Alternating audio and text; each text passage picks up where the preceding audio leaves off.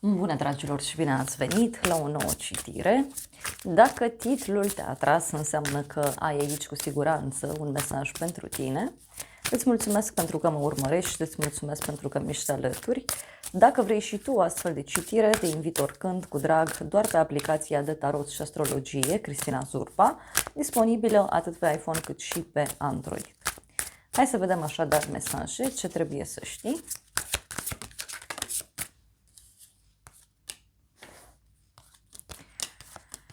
Și la baza pachetului avem așa Regina de monede, foarte interesant. Avem Regina de monede, da? 10 de monede, o conexiune cu zodii de pământ, Taur, Fecioară, Capricorn. Văd aici că ești într-o perioadă în care ești foarte grijulie cu casa ta, cu familia ta. De asemenea, văd și o perioadă în care te concentrezi foarte mult pe stabilitatea ta financiară, te concentrezi foarte mult pe confortul tău fizic, dar este clar aici că este și o perioadă în care tu, e ca și cum ai avea un rol de conducere în familie, în cercul de prieteni, poate la locul de muncă. Dar, uite, este clar aici de o perioadă în care poate ești darnică, da? Cu oamenii din jur, poate ceilalți de asemenea sunt darnici cu tine, dar mai văd și energia unei femei, este o femeie mai pământeană, da? Deci este o femeie care îi place să gătească, să facă curat, să facă lucruri din acestea materiale, da? Deci poate e o persoană care lucrează fizic. Da? Pentru alții, nu știu, o perioadă în care voi faceți acest lucru. În continuare, în plan personal, avem 5-ul de bâte. Este o oarecare agitație aici, în familie, în cercul de prieteni, poate în relația de cuplu, pentru că eu văd clar aici gelozie sau competiție. Mai văd și un moment de nerăbdare, da? Dar pentru unii, nu știu, poate e un joc, da? Pe care îl aveți aici cu cineva. Și avem 8-ul de spade, doar că, nu știu, cineva aici ia lucrurile prea în serios, așa simt eu să spun. Cu 8-ul de spade e clar că cineva aici e obsedat de un câștig, de un control, de putere. Poate să fie și o persoană care are probleme aici pe partea aceasta de relație. Poate e cineva din jurul tău care are o problemă. Sau o persoană care se stresează prea tare. E cineva care nu reușește, să știți, să iasă din acest conflict. Hai să vedem ce zice acest tarot. Ce e cu 5-ul de bâte? Ei, 5-ul de bâte are legătură aici cu o situație veche, adică lucrurile nu sunt de acum, conflictul ăsta e de ceva timp, situația aceasta e de ceva timp. Cartea aceasta, bineînțeles, poate să reprezinte și faptul că e o persoană poate nerăbdătoare, poate văd aici o femeie mai în vârstă, e nerăbdătoare în legătură cu ceva anume. Și avem norocul. Poate cineva e nerăbdătoare să te vadă, poate cineva are foarte multe lucruri de făcut, se pregătește pentru ceva anume, dar văd și niște emoții în legătură cu niște bani sau în legătură cu un cadou. 8-ul de spade. Ei, 8-ul de spade a venit clarificat cu relația și cu cearta. E clar aici, uite, ca un fel de obsesie. O ceartă într-o relație.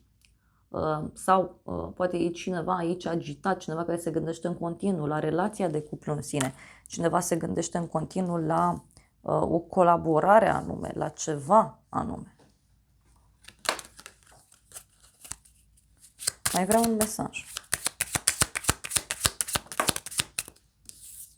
Constanță.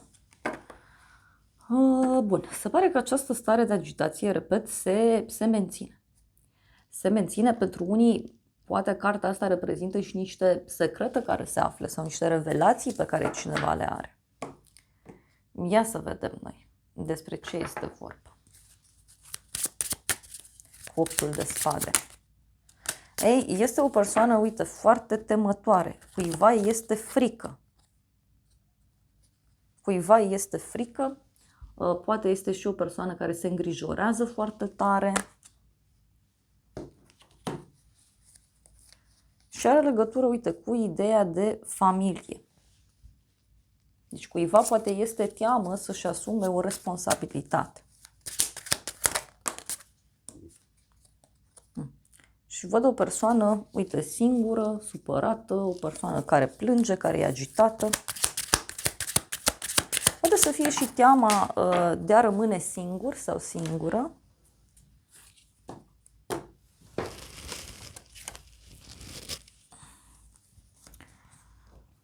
Ok. Văd aici, uite, o femeie care te poate ajuta, te poate calma în legătură cu aceste gânduri obsesive sau poate tu ești acea persoană care trebuie să calmezi pe cineva, să ajuți pe cineva într-o astfel de situație. Hai să vedem în continuare cinciul de spade, din punct de vedere profesional. Aici cu cinciul de spade eu mă gândesc că e vorba de cineva care își urmărește interesul. Poate unii aveți o ceartă, poate unii sunteți într-un moment în care vă alegeți pe voi, poate unii, nu știu, poate unii mai aveți ceva de făcut și nu vă convine, că nu reușiți să terminați la timp, că nu reușiți să rezolvați ceva la timp. Apoi avem nebunul, ok, o legătură cu zodia vărsător, dar nebunul aici vine clar cu o resetare. Nebunul vine aici, uite, cu o veste eliberatoare. Poate să fie vorba și despre o persoană nouă care apare, dar și despre un eveniment neprevăzut din punct de vedere profesional. Ia să vedem despre ce este vorba. Și începem cu cinciul de spade. Cineva care se revoltă. Da, e un moment în care te revolți. Fie e un moment în care schimbi programul, fie se întâmplă ceva care îți dă ușor programul peste cap.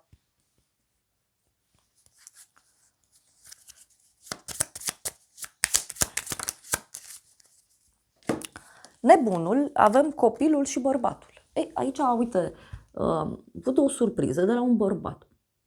Fie persoana aceasta încearcă să se apropie de tine prin intermediul locului de muncă, fie este vorba despre un bărbat nou care apare în viața ta. Da? E vorba de un bărbat foarte iubitor, foarte liniștit, dar pentru unii, repet, poate să fie vorba și despre cineva cu totul și cu totul nou.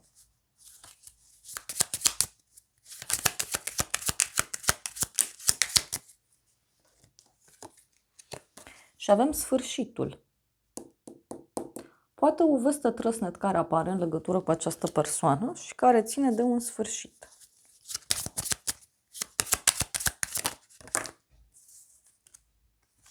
O veste. Da? Deci, uite, apare o veste care schimbă radical lucrurile. Ia să vedem noi despre ce este vorba.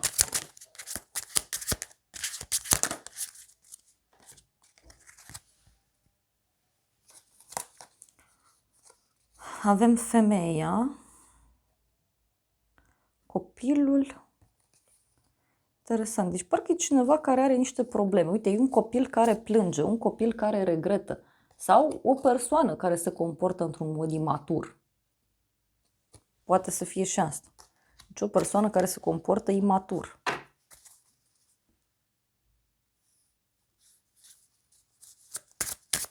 O persoană care e disperată în legătură cu o petrecere, o întâlnire. Și uite, din nou, da, este o figură masculină, repet, foarte, foarte speriată aici. Uite, și plânge și e disperat sau disperată. Surpriza, cinciul de cupe și 2 de spade. Surpriza are legătură cu cineva care regretă, care suferă, cineva care încă este prinsă de trecut sau prins de trecut și de asemenea este vorba și despre o persoană care nu vrea să comunice, parcă e cineva care se închide în sine. Poate să reprezinte aici pentru unii dintre voi și o greșeală a cuiva care se repetă. Dar e clar o persoană supărată pe care eu o văd. Hai să vedem cinciul de cupe ce spune. Și avem așa, speranță și inamicul.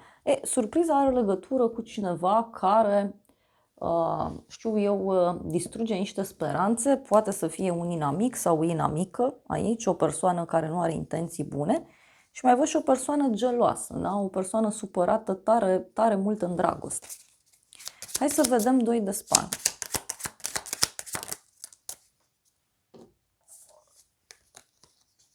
O bucurie neașteptată și drumul.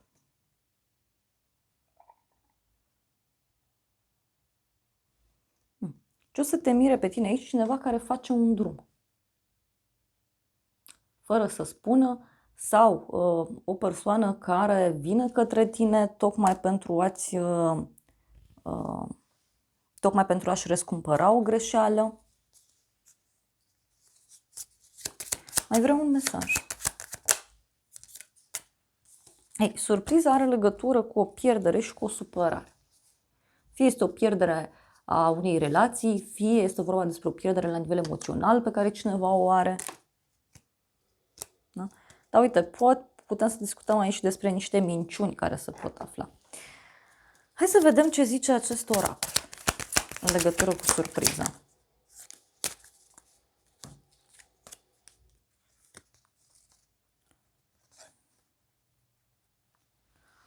O persoană supărată, da? Cineva care e învinuit sau învinuită de ceva anume.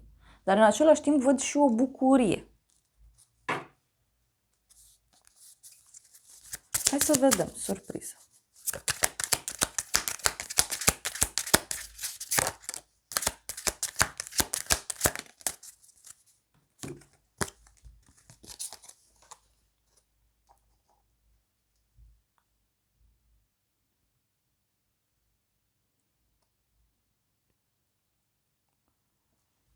Poate să fie, nu știu, un sfat valoros pe care îl primești de la o persoană matură.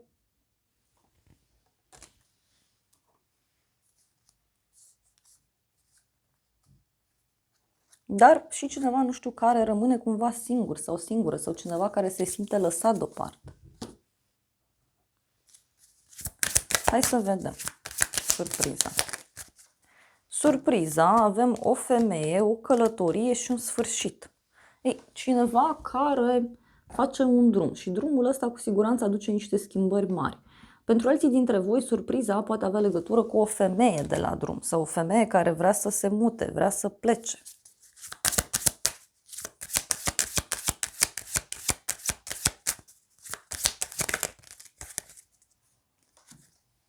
Și avem îngrijorare.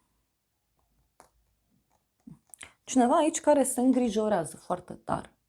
Sau veștile astea te pot face să te îngrijorezi și au legătură cu o călătorie a cuiva, dar și cu falsitatea unei persoane.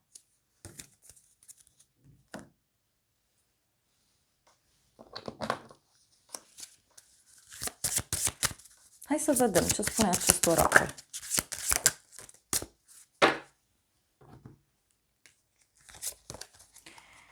Și avem așa, creativitate, artă, călătorie, aventură, explorare, necunoscut. Ei, surpriza, repet, poate avea legătură cu cineva care călătorește.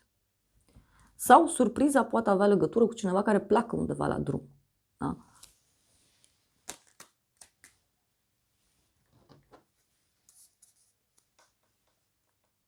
Și parcă e ceva din trecut.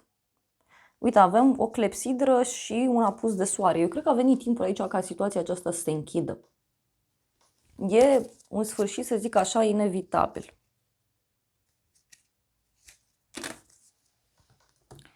Hai să vedem că mi-a apărut doiul de spade, persoana asta nu comunică. Hai să întrebăm oracolul ăsta, care vorbește despre mesaje nespuse.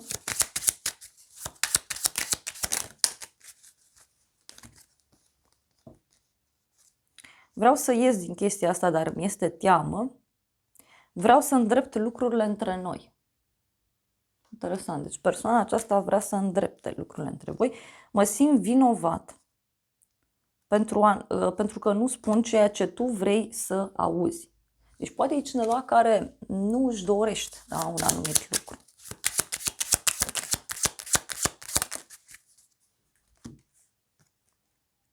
Sunt deschis să începem din nou dacă tu vrei asta. Tu mă inspiri mai mult decât îți poți imagina.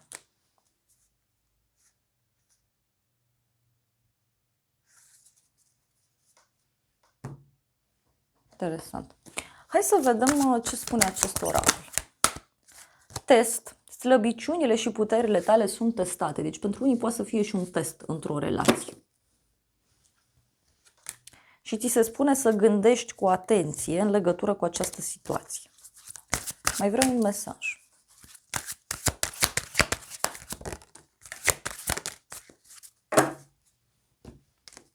Și avem așa, o iubire adevărată. Iubirea adevărată apare atunci când te aștepți mai puțin și avem călătoria ta spirituală începe. Da, pentru unii poate să fie o altă etapă în relația de iubire sau pentru alții poate să fie vorba și despre o altă etapă, poate într-o colaborare undeva.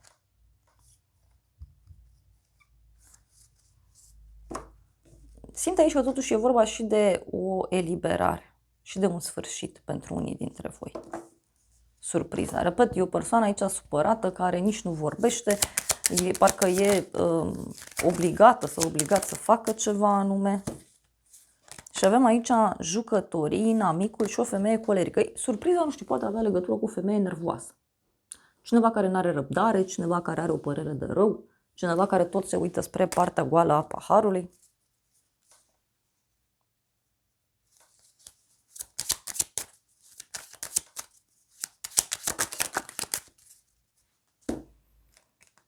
Și avem o capcană și tandrețe. Și are legătură, uite, cu cineva care încearcă să te atragă undeva, anume prin tandrețe, prin iubire, prin liniște.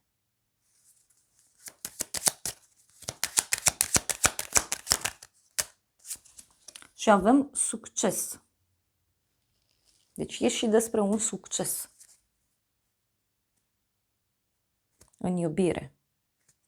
Și cineva poate are parte de un succes, dar văd aici că ceva legat și de o călătorie, repet.